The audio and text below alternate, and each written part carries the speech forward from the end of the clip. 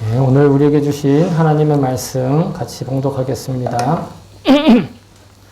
사도행전 제15장 22절에서 죄송합니다. 사도행전 제15장 12절에서 21절까지 말씀입니다. 사도행전 제15장 12절에서 21절까지 말씀. 찾으신 분들은 본인의 성경책을 들고 일어서 주시기 바랍니다. 우리 한 목소리로 같이 받들어 읽겠습니다. 시작. 그러나 온 회중은 조용해졌다. 그리고 그들은 바나바와 바울이 하나님께서 자기들을 통하여 이방 사람들 가운데 행하신 온갖 표징과 놀라운 일을 보고하는 것을 들었다. 바나바와 바울이 말을 마친 뒤에 야고보가 대답하였다. 형제 여러분, 내 말을 들어보십시오. 하나님께서 이방 사람들을 돌아보셔서 그들 가운데서 자기 이름을 위하여 처음으로 한 백성을 택하신 경위를 시므온이 이야기하였습니다. 예언자들의 말도 이것과 일치합니다. 예언서에 이렇게 기록되어 있습니다. 이 뒤에 내가 다시 돌아와서 무너진 다윗의 집을 다시 짓겠으니 허물어진 곳을 다시 고치고 그 집을 바로 세우겠다. 그래서 남은 사람이 나 주를 찾고 내 백성이라는 이름을 받은 모든 이방 사람이 나 주를 찾게 하겠다. 이것은 주님의 말씀이니 주님은 옛부터 이 모든 일을 알게 해주시는 분이시다.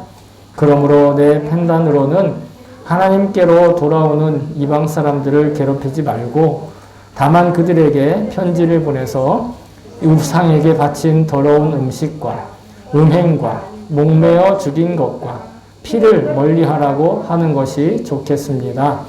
예로부터 어느 도시에나 모세를 전하는 사람이 있어서 안식일마다 회당에서 그의 글을 읽고 있습니다. 아멘. 네, 주님의 말씀입니다. 모두 자리에 앉아주세요. 죄송합니다. 자, 그럼 제가 설교를 위해서 잠깐 기도하겠습니다. 좋으신 하나님 감사합니다. 오늘도 우리에게 귀한 시간 허락하여 주시고 말씀을 함께 먹고 마실 수 있는, 그리고 함께 나누고 배울 수 있는 이 귀한 시간을 허락하여 주심을 감사드립니다. 하나님께서 맡기신 이 사명에 정말 여러 가지로 부족하고 또 아무리 많은 그런 사람을 세우셨지만 주님께서 친히 저의 입술을 주관하시고 저의 마음을 주장하여 주셔서 온전히 하나님의 말씀만 전하게 하여 주시옵소서. 그리고 듣는 자들에게도 그 귀를 성결하게 하시고 깨끗하게 하셔서 하나님의 말씀만 들을 수 있는 그런 시간 될 수 있게 하여 주시옵소서. 하나님, 오늘 하나님께서 말씀하신 것을 꼭 듣고 그 들음으로 하나님께 응답을 받아야 될 사람들이 있습니다. 주님께서 그들에게 응답하시고 주님께서 그들에게 대답하시고 주님께서 그들의 마음 가운데 있는 소원을 하나님 오늘 말씀을 통하여 확증하여 주시옵소서.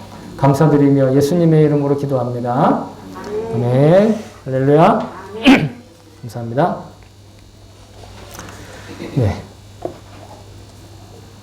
네, 지난 주일에 우리가 베드로가 자신이 이방 사람들을 전도한 그런 경험을 통해서 이방인들에게도 성령을 주시고, 그죠? 정결하게 하심으로써 이 선민이라고 소위 이야기하는 그 유다인들과 자신들이 거룩하다고 말하는 그 유대인들과 하나님이 성령을 주신 이방인들과 전혀 차별이 없이 한 백성으로, 한 민족을 부르셨다, 믿음의 사람들로 부르셨다 하는 하나님의 놀라우신 그 인도하심에 대해서 우리가 함께 나누었습니다. 그러므로 우리는 이 율법과 교리와 또 시대정신과 세속의 이 상식이라고 하는 이 멍에를 벗어버리고 영생하시는 부활의 예수님과 함께 멍에를 메고 참된 자유와 참된 믿음에 참 자유를 주신 것을 찬양을 드렸습니다.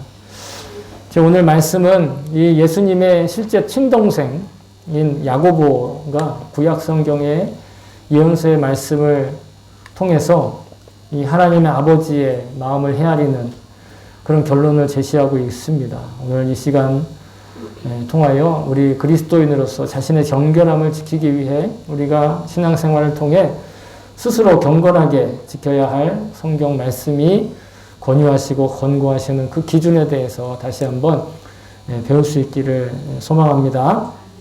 자, 그래서 오늘 말씀에 어떤 기록되어 있는 순서대로 정리를 먼저 해보면, 이제 지난주 우리가 함께 나누었던 말씀, 즉 11절까지 죄송합니다. 7절부터 나오는 베드로의 간증이 있고 나서 그 이야기를 듣자 사람들이 조용해졌습니다. 그리고 그 뒤에 바울과 바나바가 자신들의 경험담을 또 이야기를 합니다. 자신들의 간증을 이야기하는데, 그들의 말하는 증언의 간증의 내용은 사도행전 13장과 14장에 기록되어 있어요. 근데 이 13장과 14장에 있던 내용들에 대해서 제가 이미 설교를 통해서 그 가운데 있었던 이방인들에게 주시는 말씀, 그리고 그들에게 있었던 일들에 대해서 함께 나누었습니다. 회당장에 모였던, 회의장에 모였던 회의장을 회의장의 주인이면서 그 회의를 주관하는 사람이 바로 예수님의 친동생 야고보였습니다. 예수님에게는 여러 명의 형제들이 있었어요. 그 형제들이 처음엔 예수님을 잘 믿지 않았죠. 그 예수님이 구세주라는 걸 이해할 수 없었다라는 것이죠. 생각을 해보세요. 어려서부터 형으로서 만났지요. 형으로서 만났지, 그분이 대단한 어떤 능력자라든지 어떤 정말 대단한 인물이라고 하는 어떤 그런 모습들이 보이지 않았다라는 것이죠. 예를 들어서 우리 제슬이가 앞으로 훌륭한 인물이 될 텐데 아멘을 하세요. 근데 이제 제슬이 예를 들어서 죄송합니다. 어쨌든 제슬이라는 이름을 안 할게요. 우리 큰아들이 있어요. 우리 큰아들이 있는데, 큰아들만 아니라 작은 아들도 있고 딸도 있고 그런데 지금 현재 상황에서 보면 물론 우리 막내랑 작은 아들이랑 이렇게 큰형을 굉장히 좋아하고 잘 따르죠. 근데 딸하고는 별로 이렇게 안 친하고 약점도 많이 있고 그러거든요. 근데 이제 훌륭한 인물이 되었을 때, 그 가족들이 그 훌륭한 인물의 어렸을 때를 다 알잖아요. 그죠? 그래서 가족들이 그 훌륭한 인물의 인품에 반하는 경우는 많지가 않잖아요. 그죠? 그런데 예수님의 동생들도 사실은 어떻게 보면 그랬을 거라는 거죠. 아무리 사람들이 자르고 또 예수님이 정말 이적들을 보이고 했어도 사실은 잘 이렇게 받아들이지 않다가, 아마 야고보가 회심하는 계기가 아마 예수님이 죽으시고 부활하셔서 사람들에게 나타나신 다음에, 그 다음에 비로소 우리 형이었지만 그리스도이시고 참 하나님이시구나 라는 것을 아마 믿게 되었던 것 같아요. 그리고 나서 그 뒤에 사도들 외에 이 예루살렘 기도 공동체, 예루살렘의 교회 공동체에 수장이 됩니다. 리더가 되죠. 그리고 지금 이방인 그리스도인들과 유대인 그리스도인들 사이에 의견 충돌이 일어나서 할레파와 그리고 무할레파, 이렇게 무슨 파가 갈려가지고 교회가 지금 분란이 나게 되어 있는 그런 상황에서 회의를 통해 가지고 그것을 교통정리해야 되는 그런 입장에 있는 거죠. 사실은 여러분 굉장히 어려운 입장에 있다는 걸 아시겠죠? 우리도 누군가 우리 집에서 이 4명의 천사들이 있어가지고 이 천사들이 밤낮 문제를 일으켜요. 문제를 일으키고 와가지고 맨날 중재를 요청합니다. 근데 저한테는 잘 안 와요. 저는 이제 혼내니까 주로 중재가 아니라 이제 혼내는데, 우리 이제 선지자님이 계세요, 우리 집에. 그 선지자님한테 찾아갑니다. 찾아가서 이랬어요, 저랬어요, 이러쿵저러쿵 막 얘기를 하면서 막 이렇게 중재를 요청하는데, 이 중재가 잘 될 리가 없죠. 중재가 한다는 거 굉장히 어려운 일이에요. 여러분 아마 다 경험을 해보셨을 거예요. 꼭 어린아이뿐만 아니라 어느 사회도 마찬가지잖아요. 어느 사회든 사람과 사람 사이에 누군가의 관계를 이렇게 회복한다는 게 굉장히 어려운 일인데, 지금 그런 어려운 일을 맡았다라는 거예요, 야고보가. 그리고 베드로의 이야기를 듣고, 베드로가 경험했던 것이 실제고, 그리고 또 바울과 바나바의 경험들도 보면 정말 하나님께서 하신 일인데, 이것을 어떻게 유대인, 할레파, 즉 율법을 지켜야 되는 사람들한테 어떻게 이야기를 잘 할 것인가. 또 그들의 말을 또 어떻게 할레파가 아닌 무할레파 사람들에게 어떻게 또 이해를 시킬 건가. 인간적인 입장에서 보면 참 어려운 일인 것이죠. 그때 야고보가 나와서 이렇게 얘기를 합니다. 두 의견에 대해서 이러쿵저러쿵 이야기를 하는 것이 아니라 뭐라고 얘기를 하냐면 베드로가 경험한 것, 베드로에게 경험하게 하신 것이 바로 하나님의 말씀과 일치한다. 하나님의 말씀이 그들에게 허락하신 증언과 그들의 경험과 이것이 일치한다. 이렇게 모두들 앞에 이야기를 했던 거예요. 왜 그랬을까요? 하나님이 그에게 말씀을 주셨다라는 거예요. 사실은. 하나님이 그에게 하나님의 말씀을 통해서 응답을 주셨다라는 거예요. 야고보에게.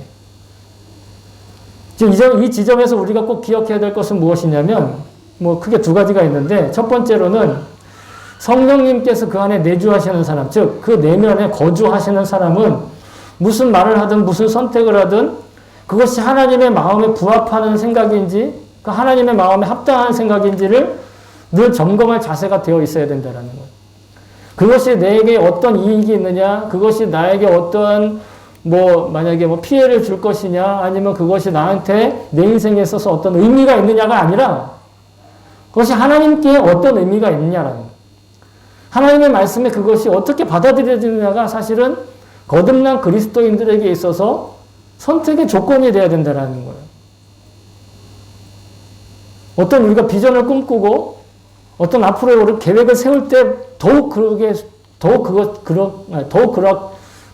중요하다라는 것이죠. 항상 그렇게 살면 좋겠지만 우리가 항상 그렇게 살지 못하더라도 정말 자기가 뭔가 앞으로 뭔가 해보겠다. 아니면 어떤 선택을 해야 된다. 혹은 이 야고보처럼 누군가를 중재해야 된다라고 한다면 그때 우리는 각자의 입장을 통합해가지고 너는 이만큼 양보하고 너는 이렇게 양보해라고 할 것이 아니라 하나님께서 이 관계를 어떻게 보시는가? 하나님께서 이 사이를, 이 이야기를, 이 갈등을 어떻게 처리할 것인가? 처리하기를 원하시는가? 그러한 관점으로 볼 수 있는 준비가 되어 있어야 된다는 거예요. 우리는 그렇게 할 수 있다는 거예요. 왜냐? 우리 안에 이미 성령님이 살아계시기 때문에. 목사님 저는 그런 걸 못 느끼는데 못 느껴도 괜찮아요. 이것은 하나님이 약속하셔서 이미 우리에게 일어난 일이라는 거예요. 예, 내가 지금 성령님이 내 안에 느끼냐 못 느끼느냐 그건 중요하지 않다라는 거예요. 그렇게 훌륭한 유기성 목사님도 고등학교 때까지 몰랐대잖아요. 그래서 어느 날은 자기 담당 전도사님이 이 주제를 가지고 설교를 했대라는 거예요. 우리 안에 성령님이 계신다고. 예? 근데 유기성 목사님이 목사 아들이잖아요. 또 3대째 목사 아들이잖아요. 전도사님한테 가서 조심스럽게 물어봤어요. 그냥 대놓고 물어보면 좀 그러니까 창피하잖아요. 전도사님 정말 이 말씀에 하나님 성령님이 내 안에 계시는 게 맞나요? 그랬더니 전도사님이 그럼 기성아 하나님의 성령이 너 안에 계셔. 그때 만약에 유기성 목사님 마음속에서는 이랬대잖아요. 아닌데요. 내 안에 계시면 내가 모를 리가 없잖아요. 이렇게 말하고 싶었대요. 그런데 갑자기 딴 생각이 드는 거예요. 내가 그렇게 얘기하면 또 소문이 날 거잖아요. 목사 아들이 믿음이 없다. 목사 아들이 거듭나지 못했다더라. 그런 소문이 날 걸 생각하니까 섬뜩하더라고요. 그래서 그랬대잖아요. 그렇군요. 이러고 넘어갔대잖아요. 근데 그 안에 성령님이 있었을까요? 성령님 계셨던 거예요. 성령님이 계셨으니까 그런 것에 대한 갈급함이 생기고 갈증이 생기고 궁금증이 생기는 거예요. 지나가는 사람을 붙들고 예수 안 믿는 지나가는 사람 붙들고 물어보세요. 당신 안에 성령님 있어요? 없어? 그러니까 이러고 가지 않겠어요? 그렇죠? 근데 우리는 이미 그것에 대해서 알고 있고 확신하는 분도 있지만 의심은 하지만 그래도 뭔가 찝찝함이 있는 사실은 그게 성령님이 계신 증거라는 거예요. 내가 이 자리를 떠나지 못하고 내가 예배의 자리를 떠나지 못하고 내가 하나님을 부르는 이 자리를 떠나지 못하는 것, 내 삶의 자리를 떠나지 못하는 것 그것이 증거라는 거예요. 그리고 그런 경험이나 그런 기억이나 그런 어떤 자기의 판단이 없어도 이미 성경이 우리에게 그것을 증언하고 있는데 성경은 뭐라고 얘기하냐면 그러므로 내가 너희에게 알리노니 고린도에 있는 성도들한테 바울이 전하는 글입니다. 하나님의 영으로 말하는 자는 성령입니다. 하나님의 영으로 말하는 자는 누구든지 예수를 저주할 자라 하지 아니하고 성령으로 아니하고는 누구든지 예수를 주시라 할 수 없느니라. 같은 말이에요. 예수님이 그리스도이시기 때문에 그 안에 성령님이 계신 사람은 예수님을 들어 저주를 할 자라든가, 예수님에 대해서 가볍게 여긴다든가, 예수님을 구세주라 아니라 하는 사람이 없다라는 거예요. 그리고 성령님이 우리더러 예수님은 주님이시다라고 가르쳐 주신다라는 거예요. 그러니까 우리가 믿음이 없으면 아무리 연습하고 아무리 반복하고 아무리 들어도 있잖아요. 예수님을 주님이라고 할 수 없어요. 믿음이 있기 때문에 그것을 배워서라도 얘기할 수 있는 거예요. 그냥 내가 세뇌가 되어서 누군가 그러잖아요. 당신 세뇌가 되어서 그렇다고? 아무리 세뇌가 돼도 그렇게 할 수가 없어요. 성령이 아니시고는. 우리 중에 누구도 예수님을 주님으로 고백하지 않는 사람은 이 자리에 올 수가 없단 말입니다. 뭐 구경하러 오는 사람이 있을 수는 있겠지만 그 구경하는 것도 한두 번이죠. 성령님이 계시기 때문에 우리가 예배 드릴 수 있는 거예요. 그러니까 우리는 이미 성령님이 모두 내주할 수 있는 사람들이에요. 느끼지 못해도 걱정하실 필요 없어요. 이미 와 계시기 때문에 이 자리에 오신 거예요. 그러므로 우리가 우리 안에 계시는 성령님께서 나의 생각이나 나의 의지나 혹은 나의 선택이나 이런 것들을 결정할 때 꼭 성령님의 생각을 그 성령님의 생각과 합당한 것을 우리가 주장하고 말하고 선택해야 그래야 우리 삶이 순탄하다는 거예요. 그렇지 않으면 우리 예수 믿지 않는 사람이랑 우리랑 다를 게 없는 거죠. 여러분 놀랍게도 예수 믿지 않는 사람도요, 하나님의 형상으로 창조되었어요. 그래서 옳고 그름을 판단해요. 하나님의 형상으로 태어난 사람들만 그런 존재하니 시비를 가릴 수 있다고요. 아니, 우리가 키우고 있는 애완견이나 애완동물이, 옳고 그름을 따져가지고 먹고 안 먹고를 결정하나요? 자기가 배고프면 무조건 먹죠. 뒤져서라도 먹어요. 그러니까 고양이 개는 외출할 때 이 케이지에 넣어놓고 나가라고 그러잖아요. 특별히 고양이들은 더. 왜냐면 자기가 배고프면 그냥 다 뒤져 먹는 거예요, 그냥. 개들은 좀 똑똑하다고 얘기하긴 하는데 어쨌든 간에 개들이 똑똑한 이유도 자기가 생존하기 위해서 주인의 생각을 기억하고 판단하는 것이지 개, 고양이도 판단합니다. 사고력이 있어요. 3살짜리, 4살짜리 애처럼 사고력이 있어서 옛날에 어떤 TV를 보는데 셰퍼드가 있잖아요. 장바구니를 들고 가가지고 장을 보더라니까요. 그런 세상이에요. 벌써 그게 20년 전 이야기죠. 제가 한국에서 들은 이야기니까. 얼마든지 놀라운 일들이 있을 거예요. 그런데 여러분, 결정적인 것은 걔네들은 시비를 가려서 그걸 행동하지 않는다라는 거예요. 걔네들이 시비를 가리고 옳고 그름을 가려서 그런 것들 따지지 않는다라는 거예요. 인간만이 아무리 배가 고파도, 인간만이 아무리 욕구가 있어도 제어할 수 있고 절제할 수 있고 자기가 하고 싶은 대로 하지 않는 이유가 뭐죠? 양심이 있고 그 안에 시비를 가릴 수 있는 마음이 있기 때문에 그러는 거예요. 하나님이 주신 마음이에요. 그건 누구나 다 똑같아요. 예수 믿는 사람, 안 믿는 사람 다 똑같아요. 그런데 예수 믿는 사람은 그 시비를 가리는 일을 누구에게 맡긴다? 하나님께 맡길 수 있는 사람. 그러니까 예수 안 믿는 사람들은 같이 모이면 그 시비 가리고 옳고 그름을 따지는 일을 서로의 의견에 맞는 대로만 이야기하니까 싸우는 거예요. 그런데 진정한 그리스도인들이 모여서 회의를 하고 진정한 그리스도인들이 모여서 뭔가를 결정할 때는 싸울 필요가 없는 거예요. 왜? 주님이 주신 마음에 합당한 대로 결정하면 되는 거예요. 나는 주님이 주신 마음이 있는데 이 사람은 주님이 주신 마음이 아직 없어요. 그러면 누가 결정하면 돼요? 주님 주신 마음을 가진 사람이 결정하면 되는 거예요. 그게 그리스도를 믿는, 그 예수님을 믿는 사람과 예수 믿지 않는 사람의 저는 근본적인 차이라고 생각해요. 그러니까 예수 믿지 않는 사람들은요, 서로 싸우고 갈등하고 서로 의견이 다툼이 있는 걸 너무 당연하게 생각하잖아요. 그러니까 투표로 결정하죠. 왜?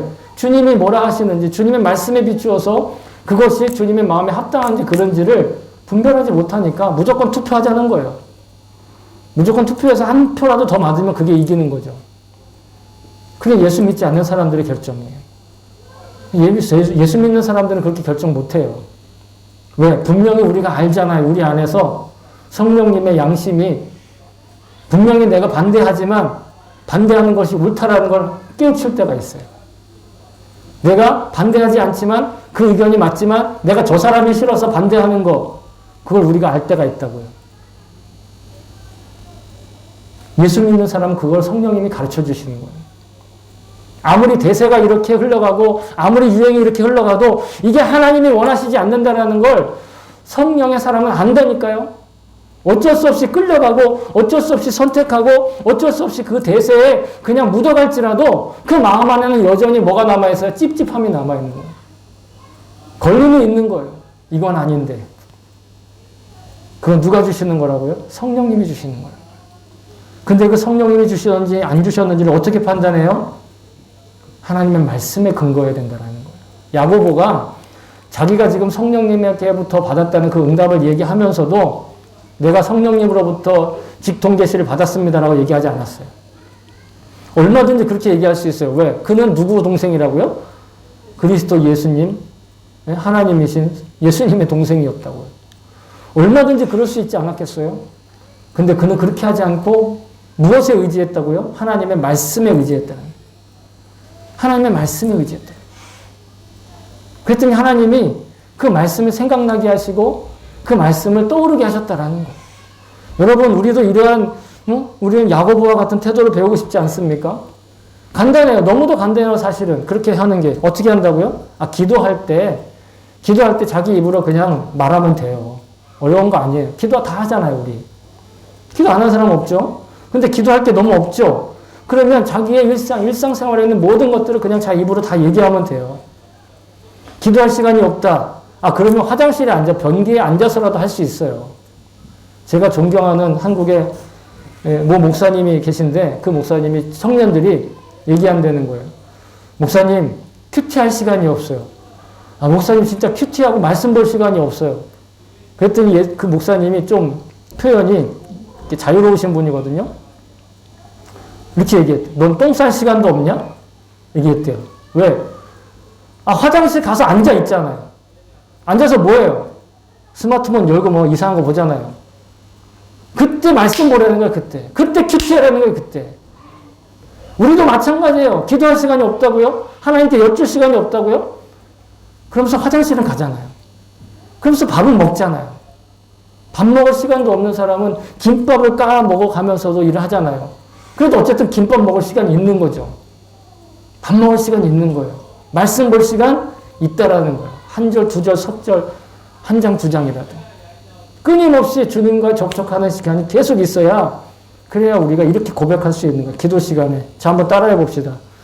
제가 따라해 봅시다는 잘 안 하는데 정말 오랜만에 같이 해봅시다. 주님, 제가 하는 이 생각이, 제가 이 혹은 선택이 주님께서 주신 게 맞나요?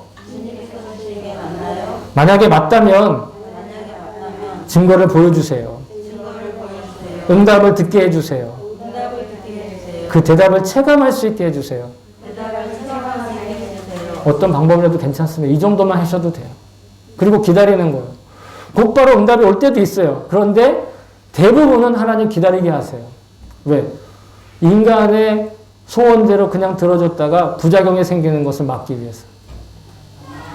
부작용 없는 때에 부작용이 없는 방법으로 부작용이 없는 완벽한 대답을 주시기 위해서 하나님은 우리를 때로 기다리게 하시는데 어떤 때는요, 하나님이 그 응답을, 그 기도를 혹은 그 물음을 기다리실 때가 있어요. 그때는요, 그 말이 끝나기도 전에 응답되는 경우도 있어요. 너무도 정확하게. 이것은 경험해 본 사람들만 알아요. 이런 태도가 몸에 익숙하기 전에는 어색할 수도 있고, 뭐 그렇게까지 해야 되나, 이렇게 생각될 수도 있고, 전혀 믿지 않을 때는 나 혹시 미친 거 아니야? 이렇게 생각될 때도 있어요. 근데 여러분, 분명히 하나님은 응답하십니다. 언제? 가장 많은 경우 성경의 말씀을 읽다가, 설교를 듣다가, 혹은 영적인 지도자와 혹은 목회자나 아니면 영적인 선배들과 대화를 하다가 또 응답을 들을 때가 있어요. 물론 그것이 100% 다 맞다는 건 아니지만. 예? 또 신앙생활하는 지체들의 말과 행동과 간증들을 통해서도 또한 때로는 응답을 받기도 해요. 중요한 건 뭐냐면 그 응답이 하나님 말씀에 근거하게 한다라는 거예요. 그리고 성경은 우리에게 이렇게 말씀하고 계세요. 우리 안에 소원을 주신다라는 겁니다. 너희 안에 행하시는 이는 하나님이시니 자기의 기쁘신 뜻을 위하여 너희에게 소원을 두고 행하게 하시나니. 먼저 우리 마음 가운데 소원을 주세요. 즉, 내 마음 안에 영적인 욕구, 바람직한 일에 대한 욕구, 그리고 그런 것들을 소망하게 한다라는 거예요. 그리고 나서 하나님이 성경으로 말씀하든 설교로 말씀하든 대화를 통해 말씀하든 아니면 특별한 경험을 통해 말씀하든. 너무 극단적인 예를 말씀드리면 여러분들이 그것만 찾을까 봐 보통 사람의 심리가 그렇잖아요. 많이 말을 못하지만 정말 아주 유치한 경우도 있어요. 뭐냐면 주차장 들어가면 주차 공간을 찾을 때가 있잖아요. 그죠? 그럼 아무 생각 없이 돌다가 이렇게 들어갈 때가 있는데 때로는 어떤 목사님은 테스트를 한번 해봤다는 거예요. 주님 나에게 오늘 응답하시려면 예? 주차장에서 어느 자리에 자리를 나게 해주십시오. 들어갔다가 한 바퀴를 돌았는데 그 자리에 차가 서 있더래요. 아닌가 보다 하고 다시 돌아왔는데 그 차가 나가더라는 거예요. 물론 여러분 이건 극단적인 예니까 이런 거를 구하라 이런 뜻이 아니라 하나님은 유치한 방법이든 대단한 방법이든 반드시 우리에게 응답하신다는. 중요한 건 뭐다? 내가 먼저 하나님께 그것을 구하는 거예요. 내가 먼저 하나님께 기도하면 하나님은 나에게 응답 주신다라는 거예요. 근데 중요한 건 말씀을 통해서 가장 많이 응답하신다는 거예요. 기적적인 일보다 말씀을 통해서 가장 많이 응답하세요. 그러니까 우리가 그런 응답을 듣기 위해서 매일매일 주님의 말씀을 먹고 마셔야 돼요. 매일매일 주님의 말씀을 먹고 마시는 방법은 그냥 입으로 읽는 거예요. 입으로. 우리가 입으로 먹고 마시잖아요. 병들지 않는 이상. 병든 분들은 입으로 먹고 마시지 못하죠. 그러니까 막 호수를 뚫어가지고 막 이렇게 해가지고 영양을 공급하잖아요. 그때까지 기다릴 필요가 뭐가 있어요? 때로는 그렇게 아주 극단적인 응급처치를 해야 되는 그런 상황도 있어요. 영적으로도. 근데 거기까지 갈 필요가 없다라는 거예요. 그냥 이미 우리가 건강한 상태에서 우리의 입으로 말씀을 먹고 마시면 그러면 계속해서 말씀이 공급되고 쌓여지고 흘러나가고 흐르는 사람이 돼요. 말씀이 흐르는 사람이 돼요. 그러면 하나님께서 적당한 때 아주 부작용이 없고 후유증이 없는 방법으로 우리에게 응답하신다라는 것. 오늘 예수님의 동생 야고보도 이 사도들의 간증과 베드로의 간증을 듣고서 하나님의 말씀이 생각났던 거예요. 그러니까 그 하나님의 말씀을 인용해서 자신의 의견을 제시하기 전에 이 자신의 의견은 그 뒤에 말을 합니다. 하나님의 말씀을 말한 뒤에 그거에 근거해서 자신의 의견을 말하지요. 그가 하나님의 말씀을 꾸준히 지속적으로 먹고 마시지 않았다면 어쩌면 그저 어떤 율법의 준수에 하는 데 있어서 찬성파와 반대파의 입장을 서로 이야기하면서 그것을 조율하자. 그것을 서로 이해하자. 이런 식으로 다가갔을 거예요.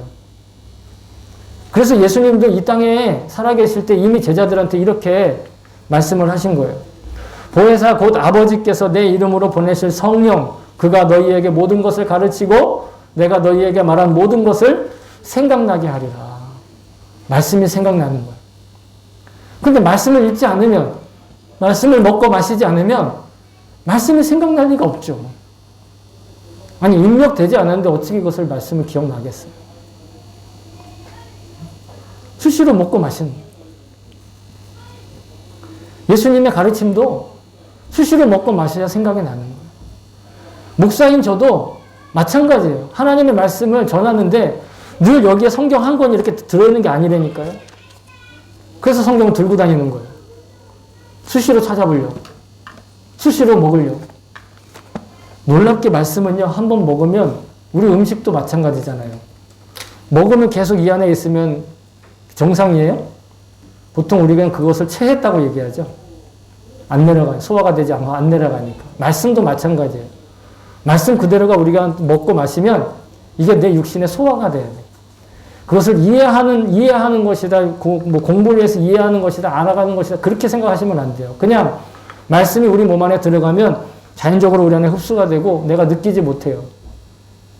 근데 계속해서 그렇게 반복하다 보면 결국은 하나님의 때에 하나님이 주시는 방법으로 내 안에서 능력이 돼서 나타난다는 거예요.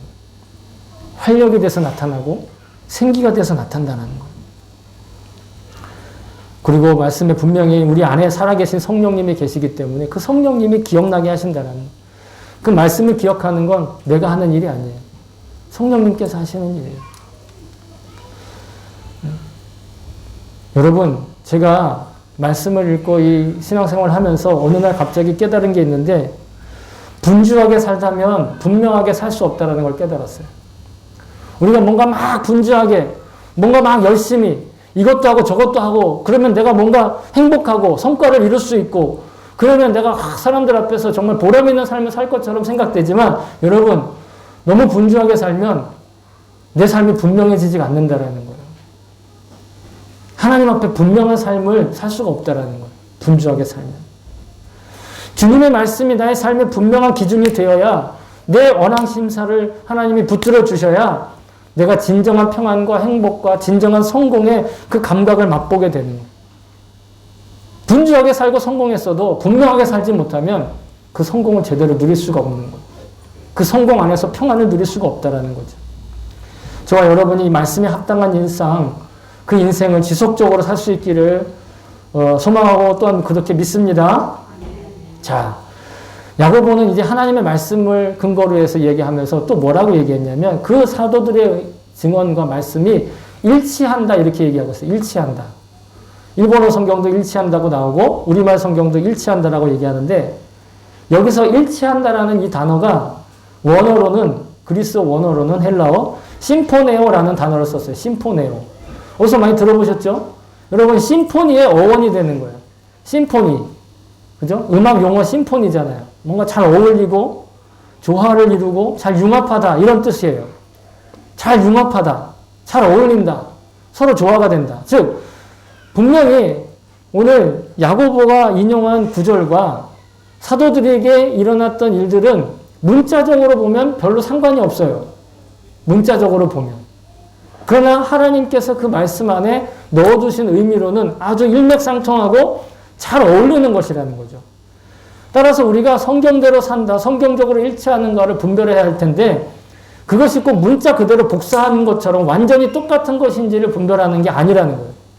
하나님의 말씀과 나의 삶과 나의 경험과 나의 생각이 정말 잘 어울리는가, 모순되지 않는가, 그런 것들을 본다라는 거죠.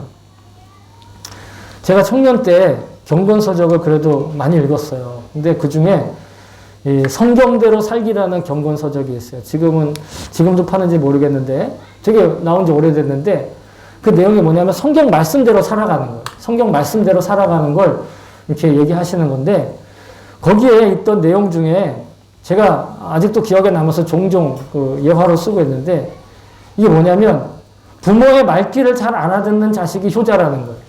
부모 말귀를 잘 알아듣는 거. 예? 아니, 부모가 자식들이 잘못하면 어떻게 막 화도 내고, 그죠? 큰아들 잘 들으세요. 부모가 화도 내고, 막, 소리도 지르고, 막 그래요. 그러면 정말, 예? 정말 이렇게 어떤 때는 막 쥐잡듯이 막 이렇게 하게 될 때가 있어요. 죄송합니다. 저 얘기예요. 죄송합니다. 회개합니다. 근데 어쨌든 간에, 그렇다고 해서 정말로 자식을 부모가 죽이고 싶은 거예요? 그렇지 않잖아요. 그 정도로 가슴이 아프다는 거예요. 자식이 잘못하면 그 정도로 마음이 아프다는 거예요. 견딜 수 없이. 그렇잖아요. 아닌가요? 제가 종종 가끔 이제 듣는 그 인터넷 강의에 무료 강사가 있는데, 그 강사가 자기의 경험담을 얘기했어. 이 말귀 알아듣는 것에 대해서. 자기가 아주 어려서 어려운 시절을 보내고 정말 자수성가를 해가지고 성공적인 강사가 돼서, 여러분도 아마 되게 잘 아는 사람일 수 있어요. 그래서 자기 어머니를 생각하면 늘 이렇게 마음 안에 짠한 거예요. 그래서 젊어서 고생만 하신 그 어머니가 어느 날은 칠순을 맞이하셨어요. 칠순을 맞이해서 이제 어머니한테 어떤 선물을 줄까? 어머니, 우리 엄마, 어머니라고도 안 해. 우리 엄마 어려서부터 고생만 하고, 내가 이번에 한번 호강을 시켜드려야지. 그러면서 이제 해외여행을 시켜드리려고 한번 부모님한테, 엄마한테 얘기를 했다는 거야, 어머님한테. 그랬더니 어머니가 갑자기 전화에다 대고, 소리를, 됐다, 아가. 나는 너만 있으면 된다. 뭐, 무슨 해외여행, 이 나이에 해외여행 가가지고 고생하고, 나는 낯설고 물설고 이런데 싫다. 됐다, 하지 마라, 그러고 전화 끊었어요. 그래서 강사가, 우리 어머니는 여행 가는 거 싫어하시나 보다. 우리 엄마는 여행 가는 거 싫어하시나, 뭐 사드려야겠다. 그리고 생각하고 있는데, 갑자기 자기 누나가 넷이 있는데, 그 누나들이 돌아가면서 전화를 해가지고 야 네가 엄마한테 여행 보내기로 했다면서 야 네가 우리들한테 상의도 없이 그렇게 정할 수가 있냐는 등 야 너만 그렇게 엄마한테 그렇게 인정받고 엄마한테 이쁨 받고 너 잘났다 그러면서 엄마가 침이 마르도록 누나 4명한테 전화를 다 돌려가지고 한시간씩 자랑을 하고 전화를 한 거예요. 우리 막내 아들이 나 해외여행 시켜준단다. 우리 막내 아들밖에 없다. 그렇게 했다는 거예요. 그래서 강사가 엄마가 그렇게 적극적으로 부정할 때는 그것을 좋다라는 얘기구나라는 걸 알았다는 거예요. 이게 말귀를 알아듣는 거죠.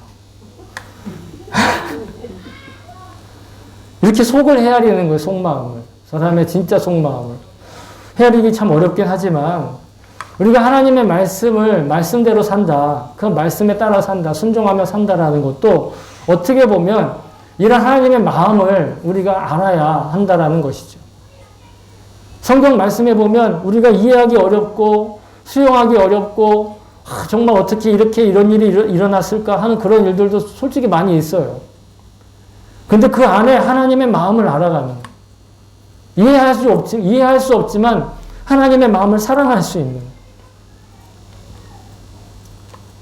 야고보는 당시의 사도들과 이방인들에게 일어난 기적과 이 이적에 대한 보고를 들으면서 이 예언자 아모스가 기록해 놓은 그 말씀이 생각난 거예요.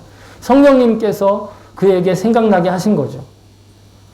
그리고 그의 현실과 그 현실의 증언과 그 말씀이 문자 그대로 아주 복사한 것처럼 그대로 나타나진 않았어요. 그러나 그 분명 둘 사이에 조화로운 지점이 있다라고 그는 하나님으로부터 받았다라는 거죠.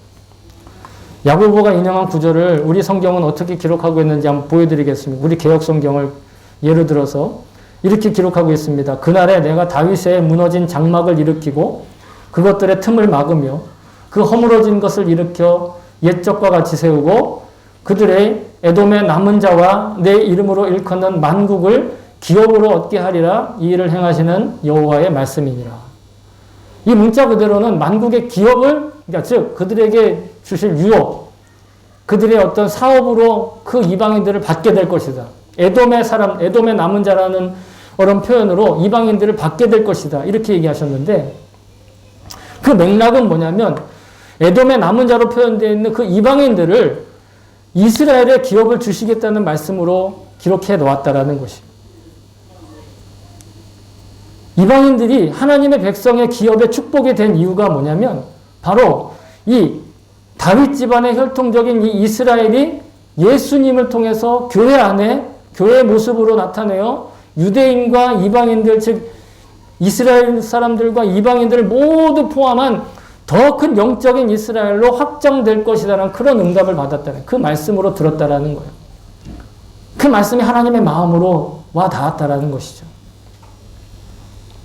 이방인 그리스도인들이 교회에 편입되고 교회라는 그 범위가 유대 땅을 넘어서 온 세계로 확장하는 것. 즉 예수님께서 이 복음을 전하면 권능을 받아가지고 복음을 전하면 유대와 사마리아와 온 땅끝까지 이르러 증인이 된다고 말씀하신 것처럼 그 일이 현실이 되었다라는 거예요.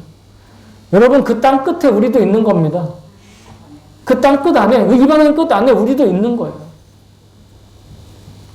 야고보가 늘 말씀을 가까이 하고 있었기 때문에 이런 영적인 결론을 내릴 수 있던 거예요. 만약 그렇지 않았다면 그 야고보도 상식과 율법 사이에 갈등하면서 고민하면서 어떠한 그냥 편을 들게 되어 교회가 분열하고 그들의 모임은 어쩌면 유대교 안에 그냥 또 다른 분파 정도로 그냥 남아버렸을지도 몰라요.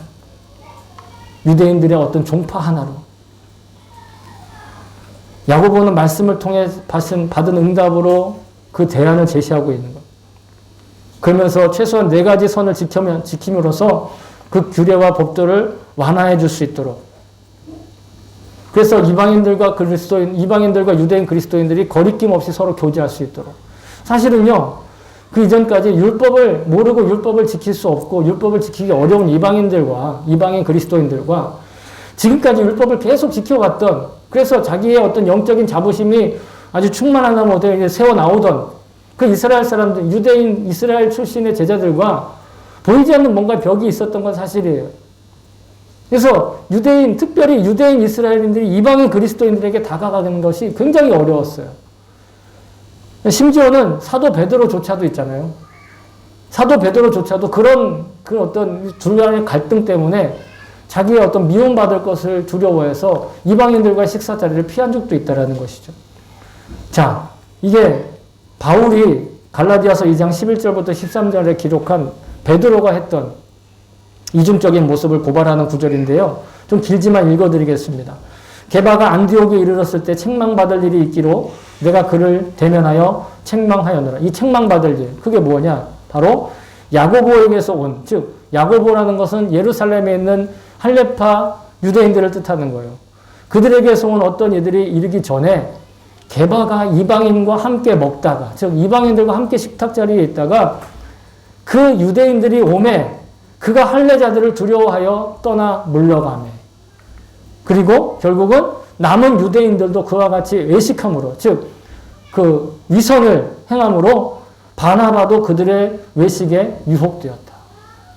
그러니까 예수님의 제자인 베드로도 여전히 극복하지 못한 문제가 이방인 유대인들과 할레파 유대인들과 같이 식사하는, 이방인 그리스도인들과 할레파 그리스도인들, 즉 유대 그리스도인들과 같이 식사하는 문제. 이것이 율법을 어기는 일이면 어떻게?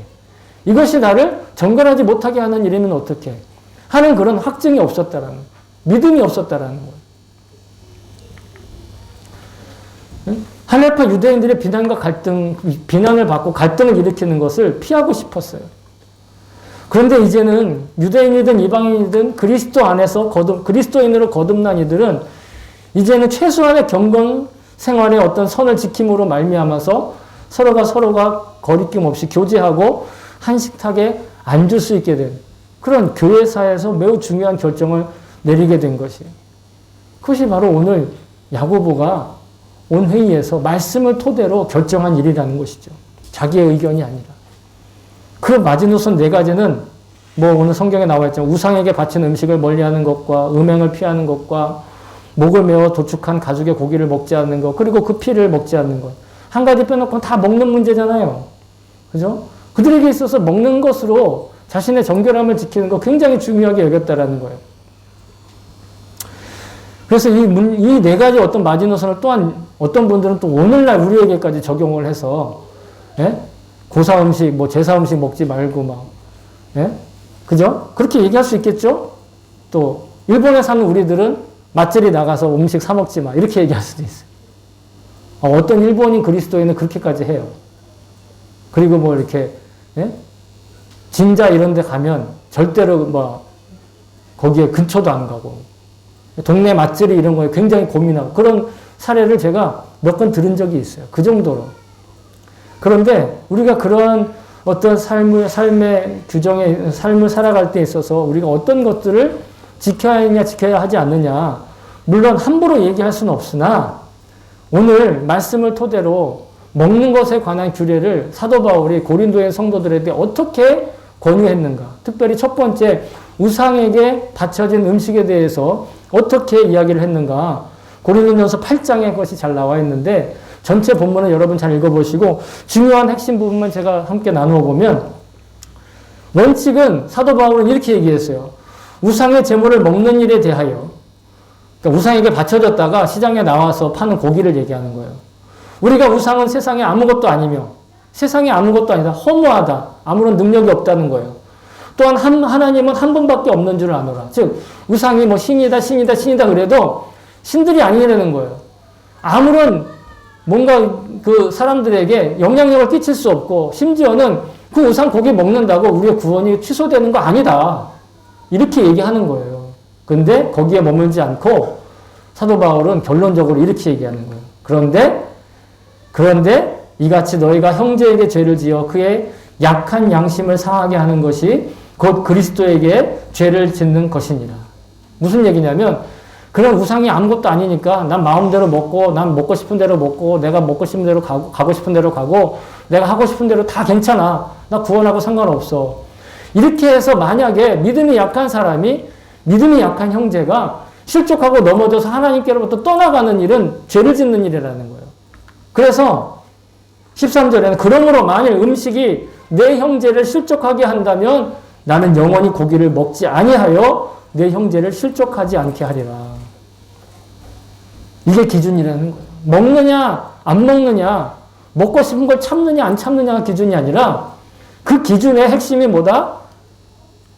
하나님께서, 예수님이 죽음으로써 구원하신 그 형제를 사랑하는 일, 죽음으로써 그 형제를 구원하는 일에 그거에 조금이라도 걸림돌이 되면은 나는 이 문제에 대해서 얼마든지 양보할 수 있다는 거예요. 얼마든지 내가 내 권리를 포기할 수 있다. 얼마든지 내가 먹고 싶은 거 안 먹을 수 있다. 이렇게 하는 것이 바울의 대안이었다라는 거예요. 오늘날 우리에게도 마찬가지예요. 제가 이런 구체적인 삶의 예시들을 하나하나 다 들 수는 없지만 분명한 것은 내가 무엇을 결정하든 그 말씀이 사도의 가르침과 예수님의 가르침, 그것에 벗어나지 말아야 된다라는 거예요. 내가 그러니까 이거는 이렇게 해야 되고 저건 저렇게 해야 된다. 이렇게 하나하나 말씀드릴 수는 없어요. 그러면 옛날처럼 어떤 목사님이 이런 예를 드셨는, 어떤 자기의 경험을 얘기했는데 그 목사님이 속해 있는 교단은 있잖아요. 주일 성수하는 게 정말 율법주의적으로 막 지키는 거예요. 그래가지고 주일날엔 밥도 안 해. 예? 밥도 안 해. 외식도 안 해. 그 목사님도 아빠가 목사님이에요. 근데 그 교회는 아침부터 저녁까지 계속 예배가 있네. 아침에 3부 예배가 있고 저녁에 또 저녁 예배가 있었어요. 주일에. 그런데 자기는 이제 목사 아들이기도 하고 또 교회에서 여러 가지 중요한 일을 맡았으니까 열심히 봉사하다가 저녁 예배 시간에 되면 그렇게 배가 고픈 거예요. 외식도 못하죠. 때를 놓치면 교회에서 주는 밥도 못 먹는, 그때는 교회에서 밥도 안 줬다고 그러더라고요. 그러니까 집에 갔다 오지 않는 이상은 있잖아요. 계속 교회에서 이렇게 굶을 수밖에 없어요. 근데 성가대석에 앉았는데 어디선가 있잖아요. 짬뽕 냄새가 쫙 올라오더라고요. 누가 먹고 온 거야. 아시죠? 금방 먹고 오면, 예? 흔적이 막 주변에. 근데 마음속에 그렇게 그거 밉더래. 그렇게 그 사람이 정죄가 되고, 아니면 어떻게, 성가대석에 거룩한 성가대석에 앉아, 짬뽕 냄새나 그렇게 풍기고 앉아있나. 그런 생각이 들면서 너무 악마적인 생각이 자기를 휩싸더라는 거예요. 어떤 율법을 지키고, 어떤 기준으로, 어떤 법칙, 어떤 규례를 지키는 것보다 더 중요한 것이 하나님 아버지의 마음을 헤아리는 것입니다. 하나님 아버지의 마음은 뭐예요? 아무리 원수라 할지라도, 아무리 미운 사람이라 할지라도 그를 사랑하셔서 죽기까지 사랑하셨잖아요. 그 기준으로 모든 것들을 보는 거예요. 어떠한 갈등을 해결할 때나 어떠한 선택을 할 때 하나님의 말씀으로, 하나님의 말씀이 이것이 정말 나에게 주신 것인가 아닌가에 결정할 때 그 관점으로 보다 보면 분명히 하나님께서 나에게 확신을 주신다는, 소원을 주신다는, 영적인 소망을 주신다는 것. 사랑하는 성도 여러분, 하나님의 말씀대로 산다는 건 그 말씀의 약속과 진리가 내 삶 속에서 조화롭게 구현되고 융합될 수 있다는 것을 뜻하는 말입니다. 그렇게 살기 위해 우리는 주님의 말씀을 읽어야 합니다. 완벽히 이해할 수 없는 말씀이 있더라도 그 삶을 포기하지 말고 매일매일 주어진 분량을 먹고 마심으로 자기의 영적인 건강을 지켜나가야 합니다.